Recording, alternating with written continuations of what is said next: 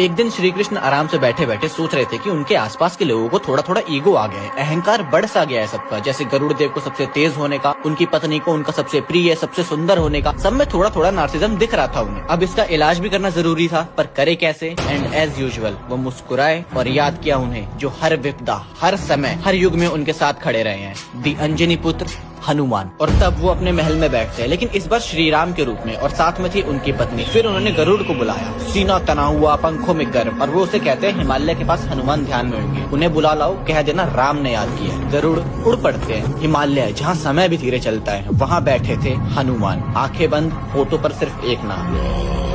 गरुड़ पहुँचे, हनुमान प्रभु ने बुलाया। हनुमान जी आंखें खोलते हैं मुस्कुराते हुए और कहते हैं आप जाइए, मैं नाम जप पूर्ण करके आता हूँ। गरुड़ फिर सोचे अपना काम तो हो गया, पर वो हनुमान जी को देखकर कहते हैं आप वृद्ध हो चुके हैं, मैं ले चलता हूँ आपको अपनी पीठ पर बिठा के। वो ये सुनकर थोड़ा और मुस्कुराए और कहे चिंता ना करें, आप जाइए, I will be there but boy. Garuda लौट जाते हैं, पर जब द्वारका पहुँचे उनके भीतर सब कुछ हिल गया, क्योंकि वहाँ खड़े थे हनुमान। सन्नाटा छा गया और मन में सिर्फ एक सवाल, मैं तो पूरी शक्ति से लौटा था, फिर मुझसे पहले कैसे? गरुड़ को पता ही नहीं था कि हनुमान जी को पवन पुत्र ऐसे ही नहीं कहा जाता। वो जिस रफ्तार से द्वारका पहुँचे थे, उसे महादेव के अतिरिक्त देखना भी लगभग नामुमकिन था। और तब हनुमान जी श्री राम को प्रणाम करते हैं और बोले प्रभु माँ सीता कहाँ है, और ये कौन है जो आपके पास बैठी? उस एक पल में उनकी पत्नी का नार्सिज्म एंड हो गया, सबसे सुंदर, सबसे प्रिय होने का। लेकिन डर की बात तो अभी बाकी थी, क्योंकि गरुड़ के मन में अचानक से खलबली मची कि एक सेकेंड, राजद्वार पर सुदर्शन चक्र था, उसने रोका क्यों नहीं ने? और है कहाँ वो? तभी श्री राम बोले हनुमान मेरा सुदर्शन चक्र कहाँ है? और अगले ही क्षण हनुमान अपने मुख से सुदर्शन चक्र निकालते हैं और कहते हैं प्रभु ये मुझे आपके पास आने से रोक रहा था, और मुझे थोड़ी सी भूख भी लग रही थी। तो